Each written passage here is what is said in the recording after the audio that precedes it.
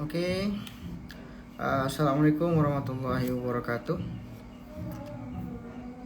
Seperti yang saya janjikan sebelumnya, malam hari ini kita akan mengadakan diskusi ilmiah. Ya, sekali lagi garis bawahi, ini diskusi ilmiah, bukan debat kusir, bukan apa ya, untuk jago-jagoan, menang-menangan, hebat-hebatan, enggak.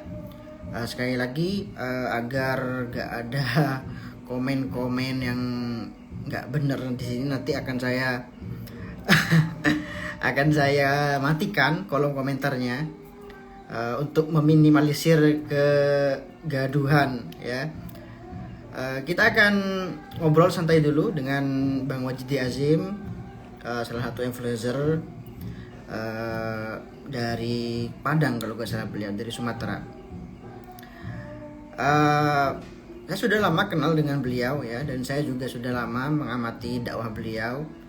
Sampai kemarin yang terakhir viral masalah suratnya Bang Wajidi ini untuk Syarifah Halimah Idrus.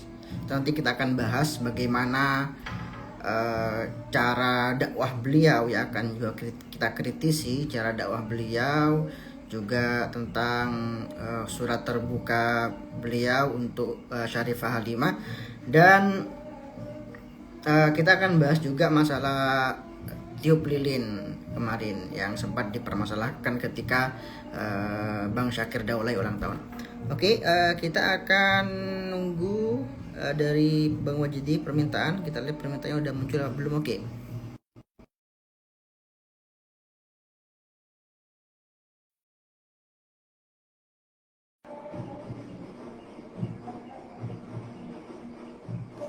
Kalau komentarnya gimana caranya? Oke. Oke. Assalamualaikum warahmatullahi Waalaikumsalam, Lora. wabarakatuh. Sehat? Oke. Alhamdulillah sehat, Bang Wajidi. Alhamdulillah, kalau badan sehat, tapi kalau kantong masih remet lah. Oke, suara di sini Mbak Santriwati lagi maulidan apa? Kalau Kurang jelas suara suara antum saya. jelas, Lora. Adapun suara maulidan tuh anggap aja barokahnya nanti. Kita dapat barokah dari... Oke, siap. Siap. Kita akan ngobrol santai dulu Bang Wajidi sebelum kita masuk ke tema Saya izin ngopi, pembahasan Lora. kita. Oke. Oke, siap. Jadi kita sepakat ya bahwa apa ya, di diskusi kita sekarang ini kita transparan, nggak ada baper-baperan ya, dan bebas kritik ya. akan saya kritik nanti mungkin cara-cara dakwah Mas Meskinya selama ini banyak dipertanyakan oleh masyarakat ya. Jadi kalau mungkin dakwahnya Ucen itu membuat sah ukti-ukti, ini Bang Wajidi ini dakwahnya membuat resah banyak Iya, kalangan. yang biasanya begitu. Oke, mungkin bisa memperkenalkan diri dulu Bang Wajidi. Sebenarnya latar belakang Bang Wajidi ini apa, dan profesinya sekarang apa, dan mungkin biar gak salah paham, banyak dari teman-teman saya menganggap bahwa Bang Wajidi ini orang dalam tip Wahabi. Itu apa benar atau Oke, tidak? bismillah, alhamdulillah, salatu wassalamu ala rasulillah, Allahumma sholli ala sayyidina Muhammad wa ala ali sayyidina Muhammad. Thank you banget Lora Ismail udah kasih forum diskusi ini. Ini sejatinya adalah sebuah bentuk kehormatan bagi saya kalau diundang sama Lora Ismail. Lora Ismail ini saya mengamati udah kalau nggak salah dari 2 tahun yang lalu ya. Saya nge-follow beliau di akun pertama saya yang udah tumbang. Sekarang di akun kedua ini baru saya follow kembali beliau ini. Thank you Lora Ismail BTW. Saya Wajidi Azim, asal dari Padang, Sumatera Barat, Tulen, Padang, Sumatera Barat, 100% orang Minang. Ya, berkaitan dengan pertanyaan dari Lora Ismail tadi, saya berprofesi sebenarnya sebagai seorang konten kreator. Ya, adapun samping-sampingan itu semuanya ya sebagai pembelajar, sebagai pedagang juga, ya, sebagaimana orang Minang pada umumnya. Itu latar belakang saya. Adapun kalau dipertanyakan masalah saya Wahabi atau tidak, saya punya orang tua dari ormas yang berbeda. Bapak saya itu NU, Tarekat Naqsyabandi, ya. Emak saya Muhammadiyah Tulen. Kalau dilihat petinggi Muhammadiyah di zaman Soeharto dulu itu namanya Lukman Harun. Nah, itu kakek dari emak saya. Atau kalau bahasanya buyut dari saya sendiri. Jadi saya itu adalah perpaduan dari NU dan Muhammadiyah gitu ya. Jadi Gimana, Lara? Ya, belakang. kan ya. Kedokteran itu Ya, Muhammadiyah. kalau untuk akidah, saya mengikuti akidah Asy'ari. Dalam madhab itu saya manhaj tarjih Muhammadiyah dalam masalah fikih. Nah, kalau dalam tasawuf itu mostly kebanyakan ikut Imam Al-Ghazali. Mungkin 90% Imam Ghazali. Gitu, Lora. Oke, aktivitas Bang Wajidi sekarang apa? Dosen apa benar? Sebenarnya dosen Dosen? itu adalah panggilan saja sebenarnya. Jadi asbabul wurud dari panggilan dosen itu adalah ketika saya menjelaskan tentang sesuatu, saya jabarkan dari berbagai perspektif. Nah, silakan orang-orang tuh pilih mau yang mana. Sehingga ada di satu momen orang-orang tuh bilang gini nih, wah ternyata ngelihat instastory Bang Wajidi Azim serasa kuliah 6 SKS katanya. Nah, mulai dari situlah dipanggil dosen-dosen terus. Nah, jadi sebenarnya saya ini dosen, tapi masih OTW S2 untuk ngambil psikologi profesi, untuk jadi psikolog nantinya. Tapi saya agak dilema juga sekarang, karena kabarnya S1 sekarang udah bisa ambil profesi kan, gitu. Oke. Langsung aja mau jadi karena habis ini saya ada agenda nobar sama Bapak Santriwati. Langsung ke tema yang kemarin kita sempat bahas, diskusikan di story. Itu ya tentang komentar Bang Wajidi yang menurut saya cukup barbar ya di postingannya Bang Syakir Daulay.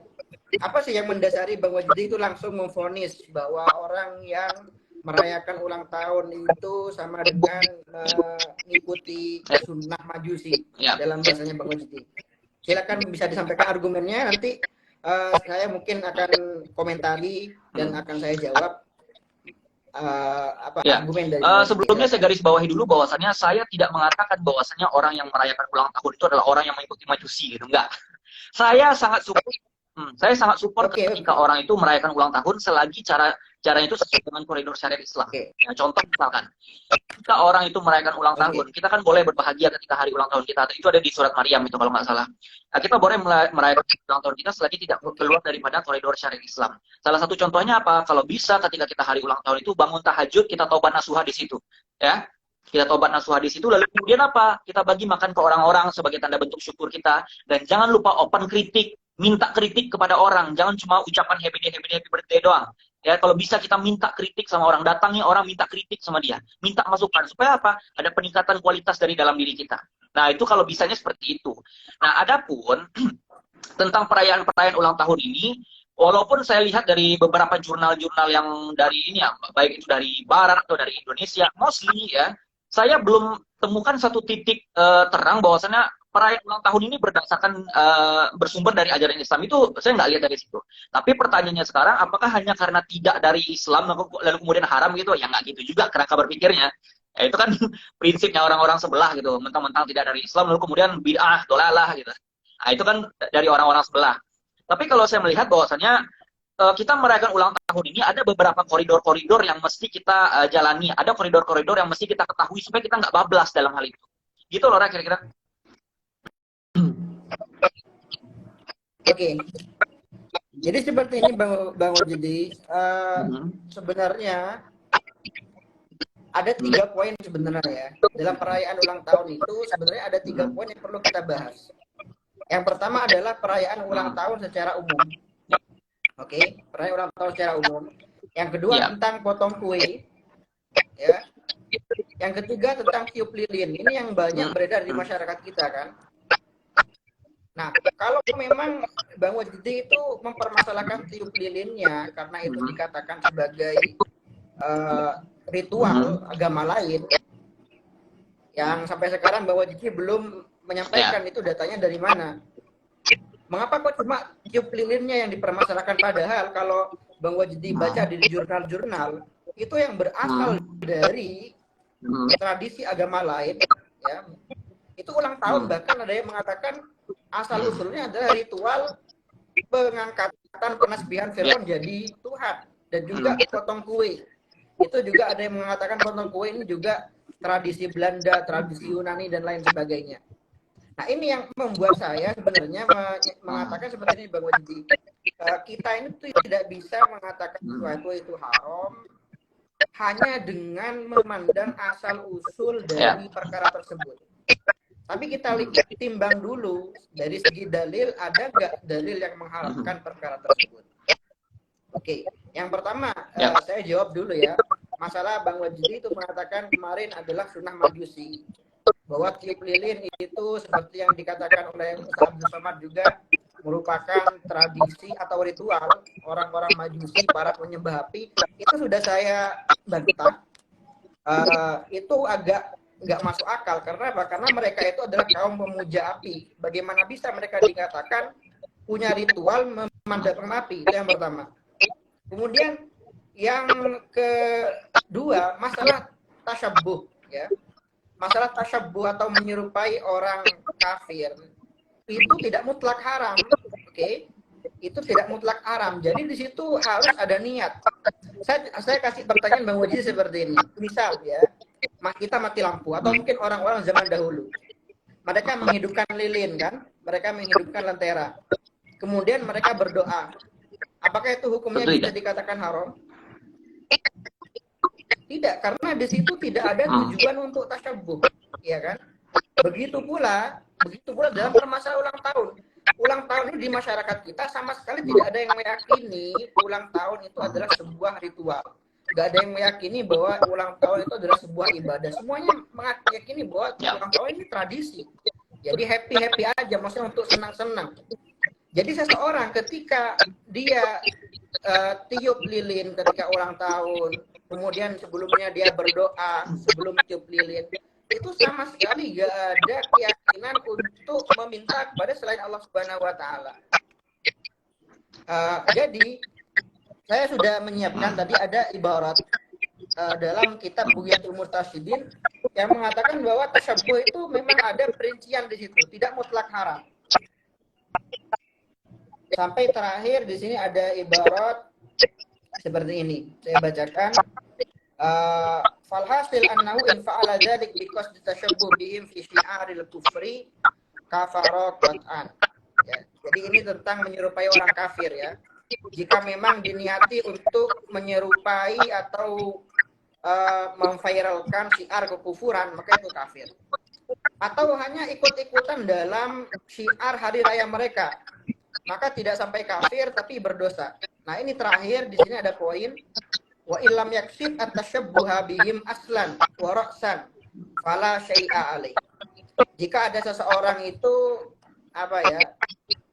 mungkin penampilannya mirip dengan penampilan orang non-muslim. Ya, atau mungkin dalam masalah tiup lilin ya, yang saya katakan tiup lilin ini mungkin dianggap mirip dengan ritual agama lain. Entah itu dikatakan ritual Zoroaster atau Yunani kuno. Tapi jika memang tidak ada sama sekali niat dalam hati pelaku untuk menyerupai mereka, maka tidak ada hukum haram sama sekali. Hukumnya boleh-boleh saja. Karena dalam kaidah para ulama kita yang namanya tradisi ya, itu al-adah if'al matasya malam tukhalif asyara. Lakukan tradisi apapun selama di dalamnya itu tidak ada hal-hal yang dilarang dalam syariat. Nah, itu fatwa-fatwa yang saya temukan, fatwanya Darul Ifta Mesir, Darul Ifta Jordan, Darul Ifta Palestina, bahkan seorang ulama salafi yaitu Syekh Salman Audah itu mengatakan seperti itu. Jadi merayakan ulang tahun itu hukumnya halal dengan catatan di dalamnya itu tidak ada hal-hal yang diharamkan dalam syariat. Seperti mereka contohkan seperti berbaur laki-laki perempuan atau mungkin mabuk-mabukan, mungkin zina, waliyadzubillah, pesta, foya-foya dan lain sebagainya. Sama sekali di antara mereka itu tidak ada satupun yang menyebutkan tentang masalah tiup lilin dalam hal-hal yang diharamkan dalam ulang tahun. Padahal kita ketahui tradisi tiup lilin atau berdoa ketika tiup lilin ini bukan hanya di Indonesia saja loh. Dan misalkan ya, ini logika saya seperti ini. Kalau misalkan sebahaya itu, Bang Wajdi anggap ini hal yang berbahaya dan bisa mencederai akidah. Seharusnya para kiai-kiai kita, para mungkin kita katakan majelis ulama kita pasti akan mempunyai fatwa dalam masalah ini. Sampai sekarang MUI belum pernah mengeluarkan fatwa tentang masalah tiup lilin. Dan pada akhirnya masalah ini suara saya enggak Lora, sini enggak sini nyimak dari tadi. Oke. Enggak. Suara saya enggak mantul. Oke. Jadi pada akhirnya meskipun pro kontra, pada akhirnya ini adalah masalah fiqhiyah, khilafiyah, ijtihadiyah. Jadi ini adalah masalah yang di dalamnya ini para ulama kita masih berbeda pendapat. Dan menurut hemat saya kebanyakan dari mereka itu tidak mengingkari masalah tradisi ini, gitu. Kita kembali kepada kaidah bahwa la nukir al mukhtalaf alaih. Sesuatu yang di situ ada banyak pendapat, kita tidak bisa mengingkari, tidak bisa menyalahkan. Apalagi sampai dijadikan bahan hujatan ya bagi orang yang melaksanakannya, yang tentunya bagi saya itu adalah sesuatu yang tidak menyenangkan. Saya membayangkan kalau misalkan saya lagi happy, misalkan saya nggak pernah merayakan ulang tahun, nggak pernah potong kue dan lain sebagainya, seumur hidup saya nggak pernah. Cuma saya membayangkan kalau saya ada di posisi orang yang Bang Wajidi komen seperti itu, pastinya saya akan merasa sangat tidak nyaman, gitu loh. Jadi kalau saya bisa kritik dakwah Bang Wajidi ini seakan-akan memaksakan satu pendapat dan seakan-akan di situ tidak ada pendapat lain selain pendapat itu. Toh padahal di situ para ulama masih ada dua kubu di situ, ya. Dan dengan pendapat yang Bang Wajidi anut itu digunakan oleh Bang Wajidi untuk menyerang orang lain. Itu tentu menurut saya itu masuknya nanti dakwahnya bukan termasuk dakwah bil hikmah wal mau'izah al hasanah, tapi nanti masuknya dakwah bullying masuknya. Silakan mungkin. Oke, saya garis bawahi lagi, saya perlu ulang lagi, Lora, bahwasannya saya tidak mengharamkan ulang tahun itu secara mutlak. Itu garis bawahi dulu. Iya, kita bahas masalah tiup lilin yang Bang Wajidi permasalahkan ke Bang Syakir Daulay, masalah tiup lilin. Oke, saya lanjut lagi ya, Lora. Bahwasannya untuk tiup lilin sendiri, kita perlu melihat dari yang namanya niat, tujuan, dan cara. Jadi nggak kalau saya pribadi memahami bahwasannya nggak mutlak hanya sebatas niat doang. Ya, yang saya pahami, kalau seandainya salah, tolong dikritik, Lora. Niat, tata cara, tujuan. Ya, kalau seandainya dia menggunakan berdoa lalu kemudian tiup lilin menyerupai agama tertentu yang saya baca dari referensi saya. Nah, tentunya kalau saya berprinsip sedekah mengantisipasi itu lebih utama daripada kita harus melakukan hal demikian. Nah, kalau seandainya kita lebih pengen menggunakan lilin, ya mostly untuk antisipasi nggak usah pakai api gitu loh. Standarnya begitu, sederhananya begitu. Kalau seandainya kita lebih mau antisipasi. Saya dari dulu kalau dalam prinsip-prinsip yang semacam ini, adapun perayaan ulang tahun, perayaan tahun baru, saya lebih berprinsip untuk mengantisipasi atau preventif saja. Jadi kalau seandainya ada pendapat yang lain, yang membolehkan tiup lilin apa segala macam, silahkan, itu pendapat yang berbeda. Tapi kalau bagi saya, pendapat yang saya pegang yaitu yang seperti yang saya paparkan tadi. Saya mengikuti sebagaimana yang dikatakan oleh Ustaz Abdul Somad, karena memang saya tidak sepakat dengan cara-cara semacam itu. Lagi pula di satu sisi, saya melihat bahwasannya seorang Syakir Daulay ini dikenal oleh orang-orang kebanyakan itu sebagai orang yang kuat banget branding keislamannya. Jadi saya pengen orang-orang seperti Syakir ini kalau bisa ya syiar-syiar keislaman itu lebih dikentalkan gitu loh. Karena dia tuh kalau dilihat itu bisa disebutkan dalam tanda kutip brand ambasadornya Islam itu Syakir Daulay, bisa dikatakan sedemikian rupa oleh beberapa orang. Jadi kalau bisa orang-orang seperti Syakir Daulay ini, ayo kita angkat syiar-syiar Islam supaya apa? Orang-orang tuh lebih melihat dari sudut pandang Islamnya daripada kultur budaya-budaya yang lain. Jadi gitu aja sih, Lora, tujuannya. Adapun nanti kalau masukan Lora yang menganggap bahwasannya dakwah bullying atau segala macam, mungkin saya bisa nanti pertimbangkan ke depannya. Oke, begini Bang Wajidi, menurut saya tuh Bang Wajidi mengatakan menghormati pendapat yang lain, ya kan, dan mengakui bahwa di sini ada dua pendapat, ya kan, ada yang memperbolehkan, ada yang tidak menganjurkan, atau bahkan ada yang mengharamkan seperti Ustaz Abdul Somad. Jika memang Bang Wajidi itu di sini posisinya menghormati pendapat yang lain, jadi untuk apa menulis komentar hujatan seperti itu? Kalau saya tidak mengatakan itu sebagai komentar hujatan, Laura. Kenapa saya katakan itu tidak komentar hujatan? Yang saya permasalahkan adalah tindakan, ya, bukan orangnya. Tindakannya itu tindakan. Iya. Gitu, Laura. Iya. Jadi kalau saya menganggap hujatan itu adalah hujatan yang bersifatnya menyerang personal orang, nah itu hujatan bagi saya. Adapun kalau tindakan dan pemikiran, nah itu perlu di. Iya. Itu oke, kita bukan hujatan, tapi itu komen yang mengingkari. Komen yang mengingkari, dan bagi saya itu komen yang Ya. sangat pedas sekali, atau bahkan mohon maaf, itu bisa menjadi pintu bagi yang lain untuk mengkafirkan, untuk mengeluarkan orang yang dikomenkan seperti itu. Sejauh Ya, oh berarti ini mengamalkan sunnah majusi, berarti sama dengan keluar dari agama Islam. Karena sebagian masyarakat kita banyak sekali yang punya pemikiran pendek seperti itu. Itu. Jadi kalau memang kita saling menghargai perbedaan, bagi saya sikap yang harus kita ambil, kita kalau kita kalau saya misalkan nggak setuju dengan tiup lilin, saya mengatakan tiup lilin itu tidak baik karena mungkin itu tradisi agama lain dan lain sebagainya, alasan-alasan yang mungkin disebutkan orang-orang yang tidak setuju, ya udah saya tidak akan tiup lilin. Tapi jika memang ada orang lain melakukan itu, saya tidak akan menyalahkan, saya tidak akan menjelek-jelekkan, karena di situ masih ada ruang bagi pendapat yang lain. Jadi la nungkiru alal mukhtalaf alaih, innama nungkiru alal mujma' alaih. Jadi dari komen-komen yang saya baca di komentarnya Syakir Daulay itu, seakan-akan tiup lilin itu adalah pendapat Islam, bukan pendapat sebagian ulama. Jadi seakan-akan tidak ada pendapat lain dalam masalah ini. Toh padahal ini banyak dilakukan oleh masyarakat kita, yang bahkan sebagian kiai juga ada yang melakukan, sebagian habaib juga ada yang melakukan. Itu Bang ya, saya rasa cukup kalau masalah tiup lilin. Oke, jadi gini Bang Wajidi, yang perlu dipertimbangkan Bang Wajidi itu, tadi dari awal kan Bang Wajidi mengatakan bahwa kita tidak bisa menghukumi sesuatu dari asal usulnya. Tapi mengapa kok dalam masalah tiup lilin ini Bang Wajidi menghukumi dari asal usulnya, padahal asal usulnya juga belum jelas. Ini apakah tradisi Yunani, apakah tradisi Majusi, atau mungkin tradisi yang lain.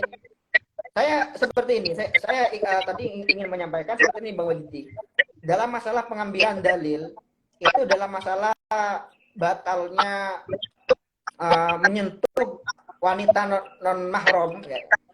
Dalam mazhab kita, mazhab Syafi'i, itu kan Imam Syafi'i sempat dikritik.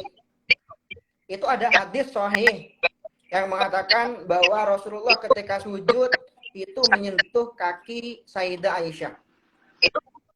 Itu mengapa kok Imam Syafi'i tetap bersikukuh bahwa menyentuh istri itu tidak membatalkan sholat?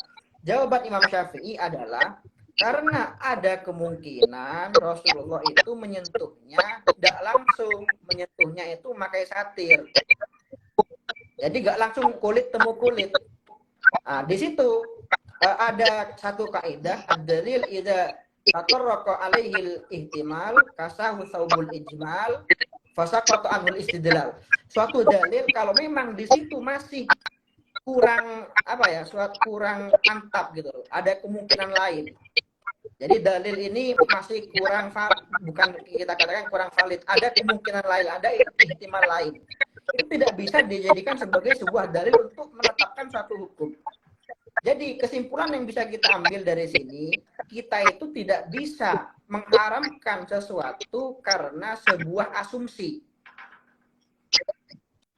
Sedangkan masalah pro kontra tentang tiup lilin ini, apakah itu ritual, bukan ritual, itu apakah ritualnya agama ini, agama itu kan semuanya hanya sekedar mitos dan asumsi tanpa data yang jelas. Dan bahkan kalau saya lihat komentarnya Buya Yahya, beliau itu mengatakan kalau memang benar seperti itu, maka lebih baik ditinggalkan. Beliau gak memastikan ini tradisi.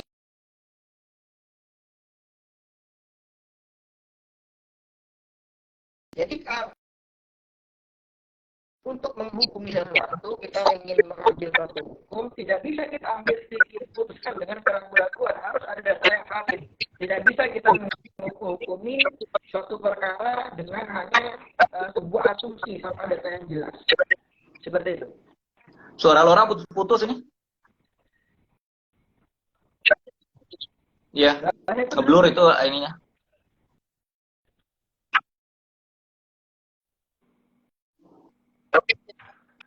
Oke, sudah Nah, jelas? Sudah jelas? udah loh. Sudah jelas atau belum? Oke, saya tambahin dikit lagi loh, bahwasanya kalau dikatakan bahwasanya saya gampang menghukumi atau mudah-mudah dalam menghukumi hanya berdasarkan sumber asalnya saja, sebenarnya itu kurang tepat juga loh, karena pertimbangan saya memberikan otoritas kepada Ustaz Abdul Somad, yang dimana antum juga nggak sepakat sama Ustaz Abdul Somad, oke. Tapi kalau saya pribadi lebih mengikuti apa yang disampaikan sama Ustaz Abdul Somad dan beberapa ustadz yang melarang pendapat demikian. Itu bukan hanya pertimbangan dari sumber atau asal, melainkan uh, sesuatu hal yang menyerupai, atau saya tuh tipikal orang kalau dalam prinsip-prinsip semacam ini lebih ke arah antisipasi aja sih orang, bukan apa namanya, bukan dalam rangka ingin menjustifikasi dengan mudah-mudah gitu, no. Begini maksudnya, Bang Wajidi, kalau masuk ke gereja itu kan jelas gereja itu, ya kan, itu gereja itu tempatnya orang Kristen, atau mungkin ke pura itu jelas tempatnya orang Hindu, atau kuil tempatnya orang Buddha. Tapi masalah tiup lilin ini kan nggak jelas. Ini ritualnya agama apa? Sampai sekarang juga apakah masih dilakukan atau enggak? Gini loh, kemarin yang sempat saya simpulkan, tasyabbuh itu haram jika memang identik, ya, identik 100% dengan agama yang lain. Misal seperti ini, ketika memakai salib. Jadi memakai salib, apapun niat seseorang itu haram, ya kan? Memakai salib, apapun niat seseorang itu haram. Karena apa? Karena jelas salib ini tidak ada kemungkinan lain kecuali tasyabbuh. Tapi kalau masalah tiup lilin ini kan bukan hal yang identik dengan agama tertentu, bukan hal yang identik dengan ritual Kalau ajaran seandainya dapat tertentu. Dan apakah saya mau nanya ke Bang Wajidi, apakah ada efek negatif dari tiup lilin ini selama ini di masyarakat kita? Apakah mencederai akidah mereka dan lain sebagainya? Faktanya kan tidak. Gimana? ya, kalau kita cuma apa namanya berbicara masalah efek-efek akidah segala macam, saya berprinsip bahwasanya sadar darai, mengantisipasi itu lebih penting. Yaitu kalau saya jelaskan itu kan muter-muter kita jadinya. Ya, jadi kalau pribadi menganggap bahwasanya macam itu lebih baik diantisipasi aja. Itu pendapat yang saya gunakan. Ya, adapun kalau teman-teman nanti yang menggunakan acara-acara syiar seperti tiup lilin atau segala macam, dia menggunakan pendapat-pendapat yang sebagaimana yang antum sampaikan, ya udah itu urusan dia. Tapi saya juga berhak untuk mengedukasi bahwasannya ini referensi dari sini, mengajarkan bahwasannya dari perspektif Islam seharusnya seperti ini. Oke. Itu yang juga akan kita bahas di sini, Bang Wajidi. Mohon maaf, ini bukan kritik ya, cuma saya selama ini mengamati dakwah Bang Wajidi, itu mungkin bisa Bang Wajidi katakan sebagai dakwah edukatif ya, yang ingin mengedukasi orang agar tidak terjerumus pada hal-hal seperti itu, masalah cadar dan lain sebagainya yang dianggap Bang Wajidi tidak patut dengan penampilannya. Itu apa gak masuk dakwah bullying?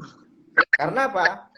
Bentar, belum selesai pertanyaan saya. Apakah dengan cara dakwah yang asal nembak seperti itu, Bang Wajidi ini gak memikirkan apa ya, efek yang akan dirasakan oleh orang tersebut?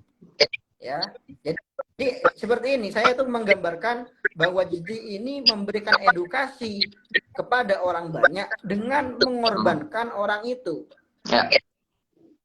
Ya, jadi ingin menyampaikan dakwah kepada orang lain, tapi seakan-akan tidak memikirkan orang yang dikomentari Bang Wajidi itu.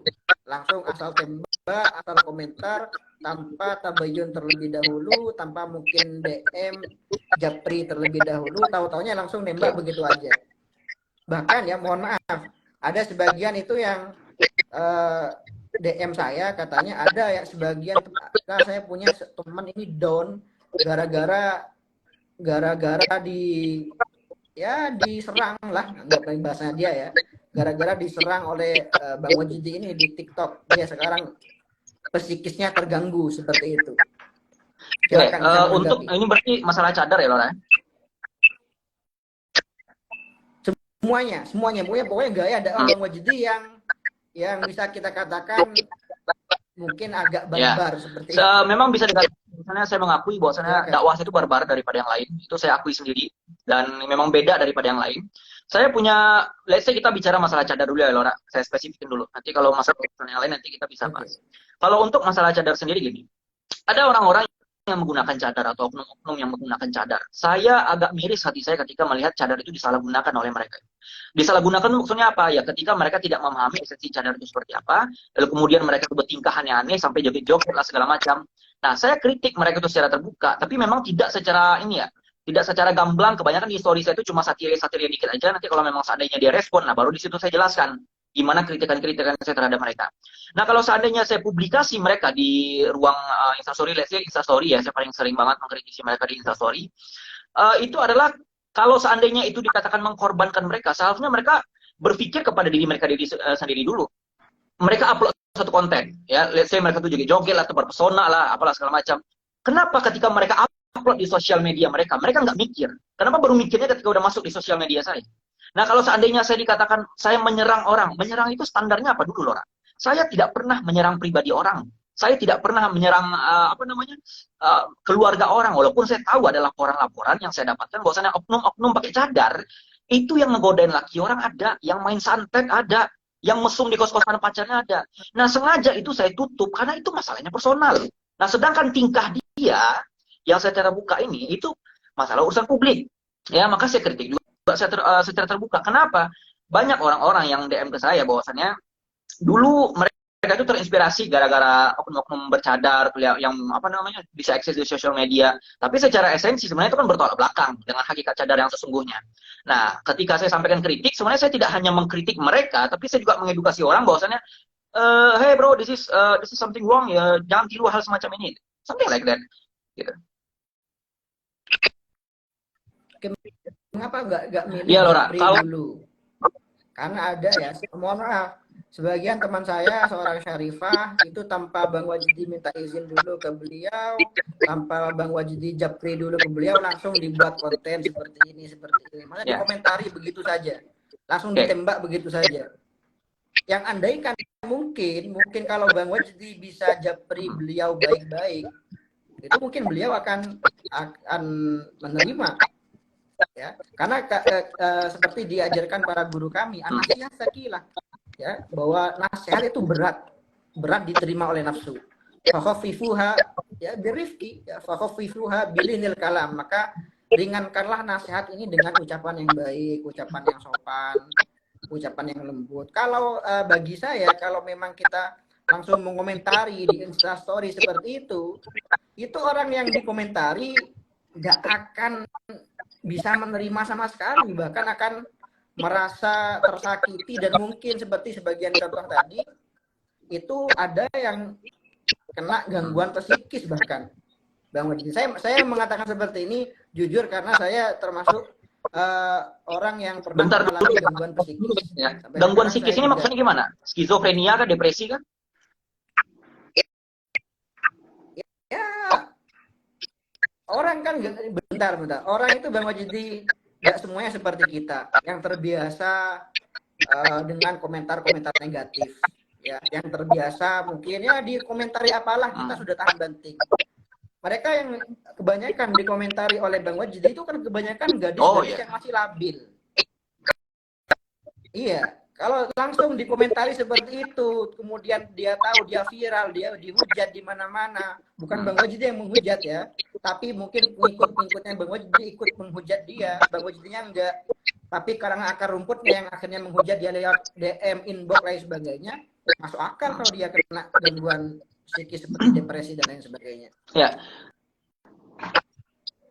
Maksudnya begini, apakah Bang Wajdi itu tidak pernah memilih step by step, japri dulu, baru kalau nggak mempan langsung di blow up di story atau di feed? Sebenarnya gini Lora, pertimbangan saya untuk mengkritisi secara terbuka, secara langsung atau secara japri itu sebenarnya ada beberapa pertimbangan. Itu salah satu pertimbangannya apa? Yaitu sebab akibat, hukum kausalitas sebenarnya. Pernah nggak salah satu rekan pendakwah saya kritik dulu secara tertutup, walaupun penyimpangan yang dilakukan itu secara terbuka? Itu juga ada beberapa. Bahkan saya jadi sahabat sampai sekarang. Ya. untuk permasalahan yang saya kritik terbuka, itu sebenarnya pertimbangan saya adalah imbas dari apa yang dia lakukan sebenarnya. Kalau seandainya dia lakukan itu cuma sampai kepada dirinya sendiri, imbas kelakuan itu hanya sampai pada dirinya sendiri, itu saya tidak mempermasalahkan hal-hal yang secara terbuka semacam itu bisa saya japri secara langsung gitu kan. Nah, adapun kalau secara terbuka, pertimbangannya gini loh, Laura. Let's say ada salah satu oknum syarifah, let's say ya. Salah satu oknum syarifah, dia bikin konten ya yang nyeleneh lah, dalam tanda kutip nyeleneh. Lalu yang ditakutkan adalah ini para pengikutnya ngikutin dia. Nah, itu pertimbangan saya tuh. Para pengikutnya dia ini ngikutin dia dan membenarkan apa yang dia lakukan. Nah, jadi itu yang menjadi pertimbangan utama saya. Kenapa saya harus mengkritik langsung secara terbuka. Sebagaimana antum juga mengkritik saya secara terbuka, saya nggak masalah dengan hal itu. Kalau mempersoalkan masalah hujatan, kayaknya kita terlalu ini deh, terlalu repot kalau masalah hujatan. Kalau dikatakan masalah hujatan, saya juga dapat hujatan dari orang, tapi saya tidak mempermasalahkan hal yang demikian. Yang paling penting kita ambil apa? Kalau seandainya memang kita salah ya diakui saja. Simple like that sih sebenarnya. Daripada kita banyak drama seperti itu. Enggak, begini maksudnya. Kalau Bang Wajidi mengkritik tentang seseorang, itu kan nggak cuma sampai di situ. Tapi pengikut Bang Wajidi juga otomatis ada sebagian dari mereka yang akan berkomentar, biar kata itu lewat DM atau lain sebagainya. Dan mungkin komentarnya ya namanya juga orang-orang awam sekarang, komentarnya lebih barbar mungkin dari komentarnya Bang Wajidi. Saya jujur sangat menyayangkan banget. Begini, saya mau cerita ya. Kemarin saya itu ini jujur-jujuran aja. Kemarin waktu masalah timnas Jerman dukung LGBT, itu kan sempat viral tuh di Twitter masalah Gita Safitri, ya, Gita Safitri yang komentarnya tentang ya seakan-akan membenarkan lah LGBT. Itu kan saya juga bahas di Instastory saya. Saya sudah bahas di Instastory saya meskipun saya tidak menyebut nama beliau. Ya. Nah itu ada salah satu sahabat beliau cerita ke saya, katanya seperti ini, teman saya sekarang kena gangguan psikis gara-gara banyak dihujat netizen sampai dia itu mau mikirkan ya intinya psikisnya terganggu, dia sekarang butuh ke psikiater. Saya pada akhirnya itu sadar, ya. Terkadang kita itu ketika ingin berkomentar itu nggak memikirkan efek jangka panjangnya itu loh. Yang kita pikirkan hanyalah pokoknya saya komentar, pokoknya saya terlihat hebat di hadapan orang, tapi tanpa memikirkan imbas kepada orang yang kita komentari itu, apakah akan ada dampak positif bagi dia atau bahkan akan menghancurkan dia. Ya. Itu. Jadi kalau saya boleh memberikan usul untuk Bang Wajidi, karena sampai sekarang salah satu DM dari netizen itu yang masih saya ingat, karena ini saya punya teman sekarang down gara-gara postingannya dikritik oleh Bang Wajidi. Ya mungkin ya, dan itu bagi saya masuk akal karena seperti yang saya katakan tadi, jangan semua orang disamakan dengan kita, ya. Apalagi dengan Bang Wajidi yang kata Bang Wajidi orang Sumatera, Medan, Padang itu mungkin biasa kan ya. Tapi orang Jawa gak sama orang Jawa, itu orang yang lemah lembut, ya kan, tidak biasa mendengarkan kata-kata kasar. Itu kalau dikasari dikit aja, apalagi seorang wanita, itu apakah nggak pernah dibayangkan efek yang akan dia dapatkan seperti apa? Kalau saya pribadi gini loh, saya sangat menyayangkan beberapa follower saya yang justru menghujat ya, karena saya tidak membenarkan juga yang namanya hujatan atau caci maki kepada orang yang saya kritik. Memang beberapa follower saya itu mostly kebanyakan orang-orang yang baru datang, dan saya memang butuh edukasi juga mereka itu, dan memang beberapa usaha saya untuk mengedukasi itu selalu continue, berkelanjutan terus-menerus. Nah, adapun kritikan-kritikan saya secara terbuka, saya tidak pernah menyerang sisi personal orang, dan saya tidak mengerti dari sisi mana yang membuat mereka itu down. Kalau seandainya memang mereka itu down, seharusnya mereka pertimbangkan adalah kenapa mereka bikin sesuatu hal yang nyeleneh, ya, kenapa mereka bikin sesuatu hal yang nyeleneh, dan mereka tidak mengakui bahwa itu salah, dan justru banyak ngelesnya. Nah, di situ yang paling sering saya skakmat adalah ketika orang itu banyak ngelesnya, banyak pembenarannya, baru di situ saya skakmat. Biasanya saya, kalau orang-orang itu memperhatikan cara dakwah saya, Lora, saya ketika pertama kali kenal nih orang, itu nggak langsung saya skakmat gitu aja, enggak. Saya pelan dulu, saya slow dulu orangnya, ya. Kecuali kalau nanti sampai pada satu titik dia itu malah apa namanya malah mambal gitu ya kalau bahasa orang Minangnya, malah dongkol balik dia. Nah, pembenaran balik dia, baru di situ nanti saya biasanya ngeskakmat dia, dan itu pun dengan kata-kata yang sebenarnya nggak bisa dikatakan menghujat secara personal or something like that. Oke, oke, terakhir nanti saya ada acara di sini. Jadi yang banyak dipertanyakan netizen juga tentang surat terbuka Bang Wajidi untuk Syarifah Halimah Idrus, yang kita tahu beliau sosok yang sangat dihormati. Kita tahu beliau itu orang yang banyak jasanya khususnya untuk para muslimah. Itu sebenarnya apa sih motifnya Bang Wajidi sampai buat surat seperti itu? Dan apakah Bang Wajidi sudah menjapri dulu ke beliau, tabayun dulu ke beliau? Saya sangat menghormati beliau ya, karena saya menganggap bahwasanya Ustazah Halimah Al-Idrus itu adalah sosok wanita yang bisa dijadikan brand ambassador juga di era sekarang untuk para muslimah. Saya memperhatikan cara ini, saya memperhatikan cara dakwah beliau ini, masya Allah luar biasa, retorikanya sangat apa namanya bisa ngangkat cara berpikir orang beliau ini. Nah, cuman sangat disayangkan waktu pada saat itu sebenarnya bukan bukan Q&A-nya yang jadi persoalan, tapi Q&A beliau itu disalahgunakan, ya. Saya dapat itu 5 sampai 7 kali ada tuh. Oknum-oknum selebgram bercadar membenarkan tindakan dia menggunakan story-nya Ustazah Halimah. Nah, itu agak keberatan itu di situ. Padahal esensinya dari story-nya Ustazah Halimah itu adalah agar bahwasannya kita nggak bermudah-mudah untuk mengurusi kehidupan orang lain. Saya sepakat kalau soal itu. Kita nggak mudah-mudah mengurusi kehidupan orang lain. Maka di situ saya luruskan Lora bahwasanya instastory-nya Ustazah Halimah tuh begini, tapi saya seakan-akan saya sedang memberikan surat kepada beliau agar apa? Yang menyalahgunakan itu nggak disalahgunakan kata-kata Ustazah Halimah. Nah, itu yang jadi pertimbangan saya. Tapi terlepas daripada itu, tapi kesannya kalau Bang Wajidi ngirim surat ke beliau itu kesannya Bang Wajidi akan menggurui beliau. Di bagian mana Lora yang seakan-akannya? Nanti bisa saya ralat. Bentar. Tadi kan sebenarnya kritikan Bang Wajidi kepada orang-orang yang menyalahgunakan jawaban Q&A Ustazah Halimah. Berarti beliau Bang Wajidi mengatakan jawabannya beliau gak masalah. Jadi seharusnya yang Bang Wajidi surati itu netizen yang seperti itu, yang suka menyalahgunakan dalil-dalil para ulama kita. Dan itu kan bukan salah kita sebagai pendakwah kalau memang dalil kita disalahgunakan, ya kan? Gini Lora. Yang penting kita sudah menyampaikan kebenaran, kita sudah menyampaikan jawaban yang bagi kita terbaik. Kalau misalkan di bawah ada yang menyalahgunakan pendapat kita, memotong-motong mungkin, itu kan bukan kitanya yang salah. Atau mungkin ketika Ustazah Halimah, beliau menjawab seperti itu, kita urusi diri sendiri, kita jangan urusi orang lain. Mungkin beliau menganggap karena sekarang memang banyak orang yang lebih fokus kepada aib-aib orang lain, tapi aibnya sendiri dia tidak pernah urusin, ya kan? Dan itu menurut Bang Wajidi jawaban yang sudah tepat. Tapi mengapa kok yang disurati justru Ustazah Halimahnya, dan itu bikin gaduh jagat sosial media? Pertama saya melihat pertama kali Instastory itu sebenarnya tanpa adanya disalahgunakan awal kali. Pertama kali saya kan memperhatikan Instastory. Pertama kali awalnya sih nggak ada apa-apa, nggak ada itu oknum-oknum orang bercadar itu menyalahgunakan Instastory itu. Memang agak sedikit mengganjal awalnya, tapi saya diamin dulu aja. Nah, ada 1-2 orang itu menyalahgunakan. Nah, barulah pada saat itu saya ancang-ancang apakah dikritik aja apa enggak ya. Itu saya mikir sehari sampai saya sholat istiqoroh itu untuk memutuskan apakah ini dipublikasi secara terbuka. Karena saya hati-hati banget loh, karena pertimbangan saya itu bukan dalam rangka ingin menggurui beliau, karena saya sangat menghormati beliau, saya sangat memperhatikan dakwah beliau. Nah, cuman pertimbangan saya adalah, ini kalau imbasnya begini gimana nih? Orang salah gunakan ini gimana?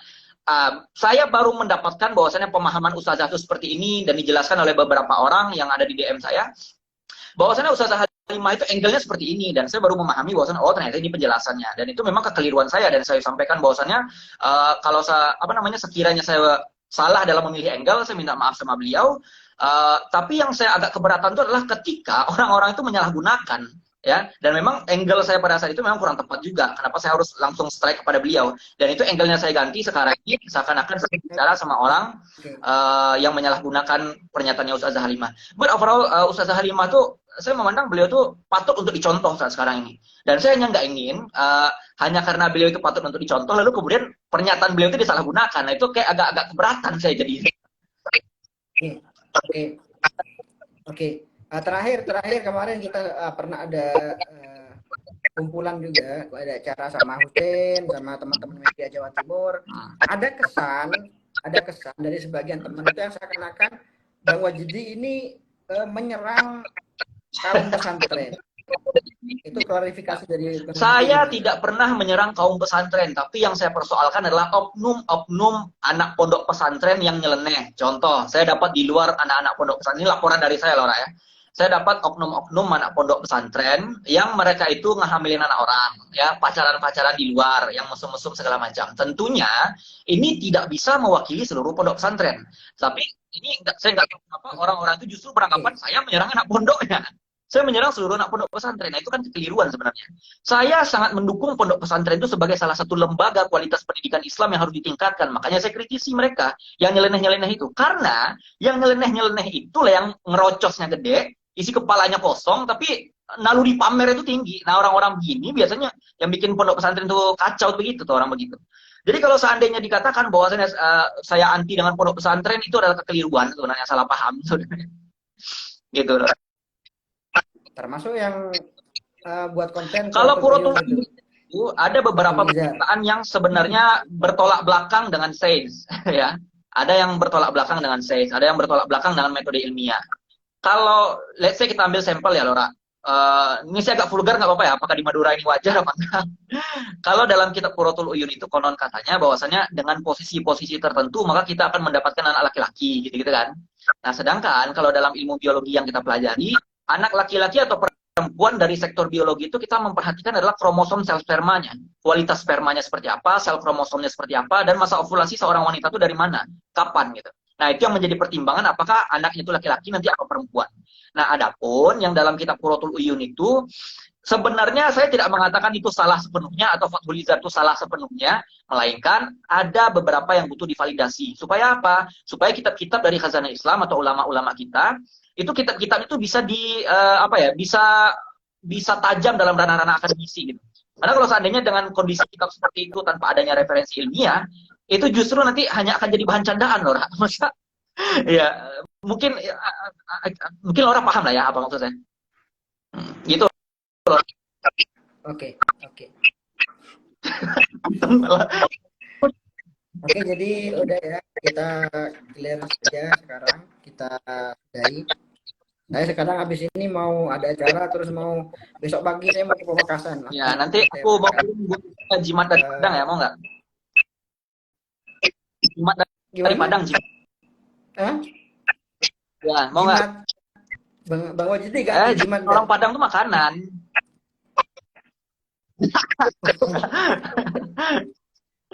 Nanti. Oke. Jadi Bapak, para hadirin, intinya sekali lagi live ini bukan mau menunjukkan siapa yang menang, siapa yang kalah, siapa yang lebih jago, siapa yang tidak. Cuma saya sebenarnya dari dulu saya tuh punya cita-cita, ayolah kita itu harus punya mindset bahwa berbeda itu bukan berarti harus tengkar, harus gelut, harus tawuran. Jadi berbeda itu bisa bersama. Jadi berbeda itu bisa kayak gini, ngobrol bareng, ngopi bareng, ngeteh bareng, ya kan? Sampai dulu itu saya pernah buat tulisan, mungkin teman-teman bisa baca lagi, bahwa tipikal kita orang-orang NU sejak dulu itu saling menghormati pendapat satu sama lain.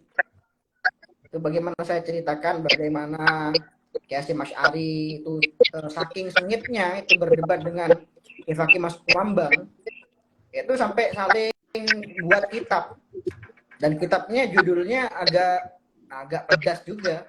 Itu kitab bantahan Kiai Hakim Mas Kumambang, Hazur Ru'us. Hazur Ru'us itu mungkin kalau Jawa itu nampelin kepala bahasanya itu. Itu kitab bantahan dengan judul yang lumayan pedas untuk kitab Kiai Hasyim Asy'ari. Tapi kedua-duanya saling menghormati. Bahkan Kiai Mas Kumambang ketika Kiai Hasyim Asy'ari berkunjung ke Gresik, itu beliau memberikan instruksi kepada semua imam musola masjid yang ada di Gresik untuk menurunkan kentongan. Tahu kentongan ya? Tuk gitu. Itu pada hari kunjungan Oke, Hasyim Asy'ari. Oke, mungkin itu saja Bang Wajidi yang bisa saya sampaikan. Mungkin Bang Wajidi ada yang mau disampaikan. Oke, sebenarnya gini Nora. Kalau dalam urusan ukhuwah Islamiyah ada yang lebih penting daripada hanya sebatas amal-amal keseharian ya. Yaitu yang namanya ukhuwah Islamiyah. Saya sama Laura Ismail sebenarnya jauh berbeda banget. Kalau ditarik benang merahnya itu sebenarnya masalah akidah juga apa namanya ada cara pandang yang berbeda sedikit-sedikit. Tapi di balik itu semua bahwasannya saya memandang bahwasannya Laura Ismail ini adalah orang yang berbeda tapi saya punya banyak cara untuk menghormati beliau. Ya, saya kalau seandainya datang ke rumah antum Laura, saya cium tangan antum. Ya, ya. Saking beda antara kita. Saya jarang melihat ada orang-orang yang berbeda tapi dewasa gitu. Saya berbeda dengan dia terus dia caci maki saya berbeda dengan dia terus ngatain saya Wahabi tanpa data gitu. Nanti saya nggak suka orang-orang seperti itu. Jadi yang saya senang itu adalah ketika saya berbeda dengan seseorang lalu kemudian dia bisa berdiskusi tukar pikiran. Nah, itu justru yang menambah cakrawala berpikir seseorang. Kalau seandainya kita duduk sama orang-orang yang sama pemikiran sama kita, ya sebenarnya kita tuh cuma murojaah gitu, bukan tukar pikiran gitu. Nah, jadi saya senang diskusi sama orang-orang yang punya beda cara pandang dengan saya. Itu juga menambah insight dari saya pribadi dan orang-orang yang melihatnya. Jadi yang paling penting adalah walaupun saya banyak berbeda, tapi bukan berarti itu menjadi alasan agar saya bisa bermusuhan sama mereka. Yang paling penting adalah ukhuwah Islam. Gitu. Okay. Gitu Laura. Tadi ada komentar juga dari Habib Ahmad Bafaki. Beliau tadi komentar di DM. Wajidi itu kukus sama pendapatnya, Ra. Cuma dia itu anaknya nurut kalau dinasihati katanya.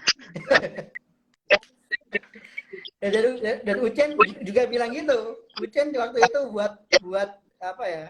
Jadiin Bang Wajidi jadi bahan seminar waktu itu.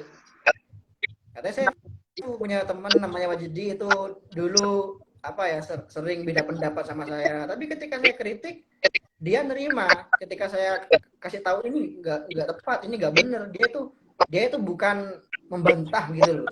Dia itu open, welcome sama kritik. Dan mungkin itu dari Bang Wajid saya tetap apa ya untuk para misalkan selama ini ada oknum pendakwah yang menurut Bang Wajidi itu kurang pas lah cara dakwahnya, mungkin melakukan sesuatu hal yang ya kurang bagi Bang Wajidi itu mungkin akan berefek negatif bagi para followersnya, itu lebih baiknya bagi saya di japri dulu lah. Itu sampai sekarang ada Syarifah yang Bang Wajidi ceritakan itu sampai sekarang Bang Wajidi tabayun apa enggak? Maksudnya Bang Wajidi komen apa enggak? Japri apa enggak? Jujur enggak kan?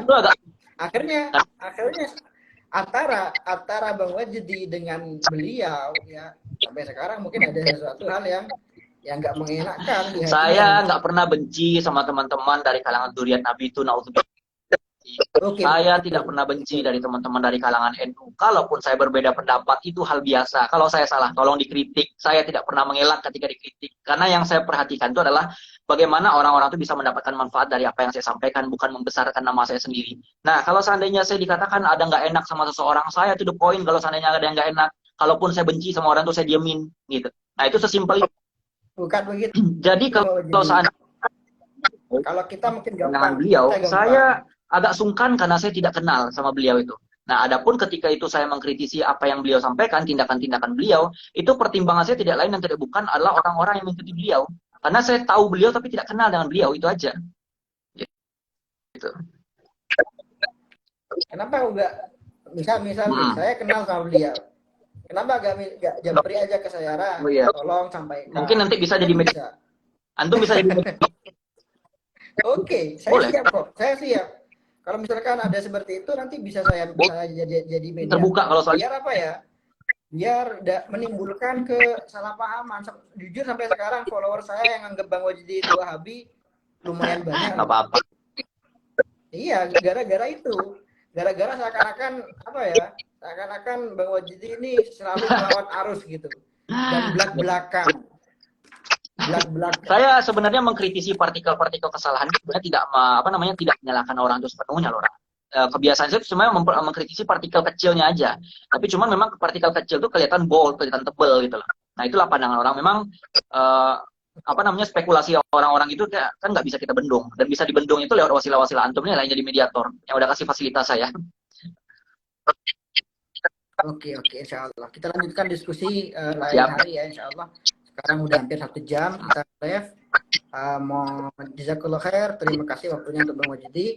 Dan mungkin untuk teman-teman yang masih ada kejanggalan nih, ada kejanggalan tentang konten-konten Bang Wajidi, dakwah-dakwahnya Bang Wajidi, silahkan DM Bang Wajidi langsung, jangan komentar di belakang. Insya Allah terima kritik yang agak baperan Enggak. ya. Asal kritikannya logis, asal objektif, kita terima lah, why not? Oke. Oke, mungkin itu yang bisa saya sampaikan. Mudah-mudahan bermanfaat. Ya, belum sempat ngeliat live, nanti bisa lihat di highlight-nya. Saya save insya Allah. Mudah-mudahan bermanfaat. Salam Jumat Mubarak. Assalamualaikum warahmatullahi wabarakatuh. Atas waktunya sekali lagi kita akhiri sampai di sini. Semoga bisa live lagi di kesempatan selanjutnya yang lebih barakah manfaat insya Allah. Pada ini, wassalamualaikum Waalaikumsalam warahmatullahi wabarakatuh. Thank you, Lora.